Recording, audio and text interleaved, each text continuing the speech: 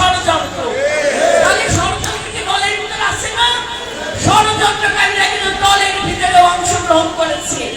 ওই ষড়যন্ত্রকারীদেরকে আমাদেরকে চিহ্নিত করতে হবে। তার জন্য আজকে এই জরুরি সভা, তার জন্য আজকে এই সাধারণ সভা। কারণ দলের ভিতরে ষড়যন্ত্রকারীকে যদি আপনি চিহ্নিত করতে না পারেন, আপনি বৃহৎ ষড়যন্ত্র কখনো মোকাবেলা করতে পারবেন না। একটা সময় আমি দেখছি, আমি তো অনেক কিছু অনেক কথা বলি না, কিন্তু কিছু কিছু কথা আমাদেরকে বলতে হবে। রাজনৈতিক দল অদৃশ্যভাবে ওই আওয়ামী লীগের সাথে আঘাত করেছিল, ফ্যাসিবাদদের সাথে আঘাত করেছিল। আপনি যদি আপনার স্বার্থের জন্য একবার আমি কি মার্কেট সমিতির সভাপতি হব, না ওইটা তো পরে আমার নেতারা ইউনিয়নের চেয়ারম্যান হতে হবে, না ওইটা তো পরে। যারা আন্দোলনে ছিল, পরীক্ষিত নেতা, যারা জীবন বাজি রেখে সর্বোচ্চ ক্রান্তিকালে পরীক্ষা দিয়েছে, এই ঢাকা জেলা দায়িত্ব পালন করতে যে আমি দেখেছি অনেক নেতা আমেরিকায় যে ঘুমিয়েছে, ঘুমায় নাই। অনেক নেতা অসুস্থতার ভান ধরে হসপিটালে আঘাত করেছিল, করে নাই। আবার আপনারা বলেন আপনি দাঁড়াবেন ওই আসনে, আপনার বউ দাঁড়াবে সেই আসনে, আপনার ছেলে দাঁড়াবে ওই আসনে। দলটা কি তার পারিবারিক সম্পত্তি হয়ে গেল? দলটা কি কারোর পারিবারিক সম্পত্তি হয়ে গেল? শোনেন, আমাদের ৩০০ আসনে দেশ জনাব তারেক রহমানের হাজারো হাজার সোর্স কাজ করছে। প্রত্যেকটি উপজেলা পর্যায়ে দেশ জনাব তারেক রহমানের তদন্ত টিম কাজ করছে। তাই নক্কর ছক্কর করে কোনো লাভ হবে না। আপনি ফিউচারে যদি আপনি উপজেলা চেয়ারম্যান হতে চান, আপনাকে এই উপজেলার বিএনপি অঙ্গ সহযোগী সংগঠনের টিকসই লাগবে। একইভাবে দেশ জনাব তারেক রহমানের তদন্ত টিমের কিছু প্রতিবেদন লাগবে। এত সোজা সব কিছু না ভাইরা, এত সোজা এখন সব কিছু না। এত সোজা যদি সব হতো, তাহলে দিন রাত একাকার করে দেশের বাইরে থেকে নেতৃত্ব দিয়েছে দেশ নায়ক জনাব তারেক রহমান। প্রত্যেকটি থানা পর্যায়ে, উপজেলা পর্যায়ে, ইউনিয়ন পর্যায়ে তিনি কথা বলেছেন, ওয়ার্ড পর্যায়ে নেতা কর্মীর সাথে তিনি কথা বলেছেন। কেন বলেছেন? কেন? আমি যতগুলো নাম এখন বলতে পারবো, এরকম অনেক নাম অনেকে বলতে পারবে না। কেন? কারণ আমার সংক্ষিপ্ততা যত বেশি, আমি তত বেশি নাম বলতে পারবো। আর একজন পারবে না, তার সংক্ষিপ্ততা অত বেশি না। এখন দেশ জনাব তারেক রহমান যে পর্যায়ে সংক্ষিপ্ত করে ফেলেছেন, ওয়ার্ড পর্যায়ে তাকে কারো কারোর কাছ থেকে তার কোনো উনি নেওয়া লাগবে না। তিনি সব জানেন, সব অবগত আছেন।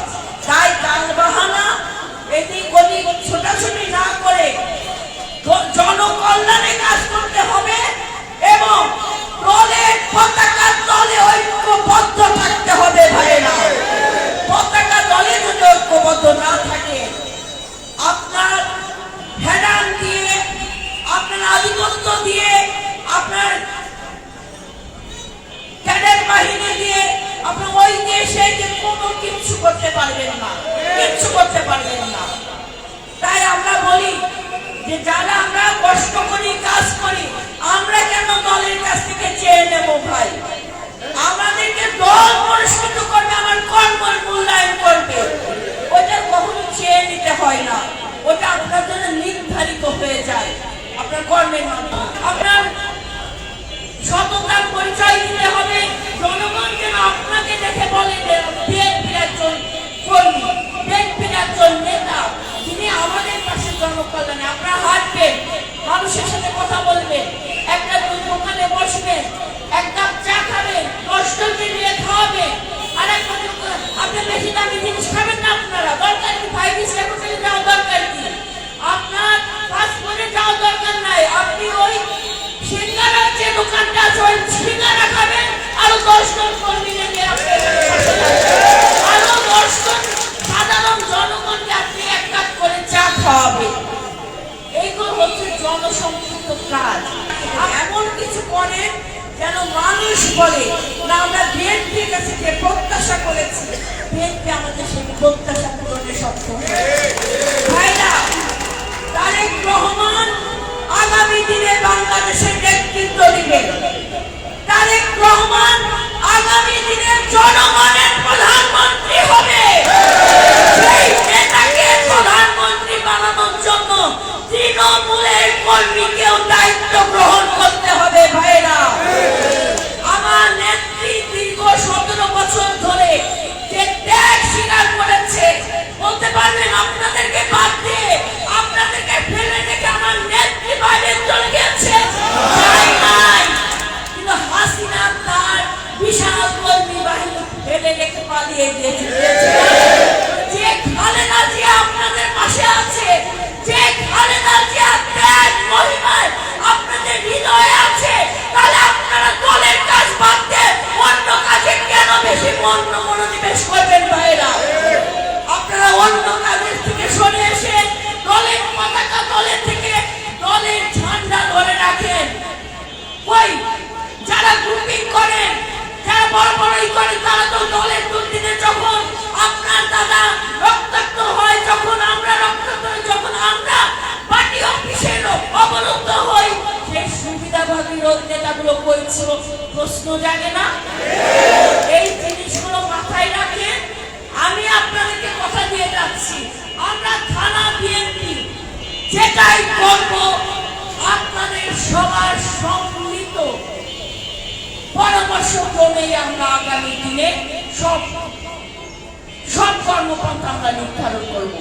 শুধু আপনারা আপনাদের সততার পরিচয়, ত্যাগের পরিচয় এবং দলের ভিতরে আপনারা কোনো বিভেদ তৈরি করবেন না। যারা বিভেদ তৈরি করবে তাদেরকে চিহ্নিত করেন এবং তাদের ব্যাপারে সতর্ক থাকবে। কারণ ফ্যাসিবাদদের সাথে যারা একবার আঘাত করেছে, তারা কখনো কিন্তু আর সেই ভালো অবস্থানে ফিরে আসতে পারে না। আর একইভাবে যারা দেশি বিদেশি এজেন্টদের সাথে আঘাত করে, যারা একটা পকেটের মধ্যে পড়ে যায়, তারা কখনো ওই পকেট থেকে বেরিয়ে জাতীয়তাবাদের শক্তিকে ধরে রাখতে পারে না, তাদের সেই সক্ষমতা থাকে না। জাতীয়তাবাদ এমন একটা শক্তি, যে শক্তি সারা বাংলাদেশকে, বাংলাদেশের স্বার্থকে রক্ষা করে চলে, জনকল্যাণে কাজ করে। তাই তো জাতীয়তাবাদের নেতাকে যে সবচেয়ে বেশি ষড়যন্ত্র। আজকে দেশনায়ক জনাব তারেক রহমান কেন এখনো বাংলাদেশে আসতে পারছে না? একবারও কি প্রশ্ন জাগে না? একবারও কি ভাবেন না? কারণ ষড়যন্ত্র এখনো চলমান। তাই বলবো, নেতা আমার দেশে না ফেরা পর্যন্ত দলের ভিতরে কেউ কোনো বিভেদ তৈরি করবেন না। সামান্য স্বার্থের জন্য দলকে আপনারা বিতর্কিত করবেন না। সামান্য স্বার্থের জন্য একজন আরেকজনের প্রতি কাদা ছোড়াছুড়ি করবেন না। এখন আমাদের দরকার ঐক্যবদ্ধ শক্তি, আর ঐক্যবদ্ধ শক্তি পারে সকল ষড়যন্ত্র মুখে থেকে। তার জন্য আপনারা প্রস্তুত হন। সবাইকে ধন্যবাদ।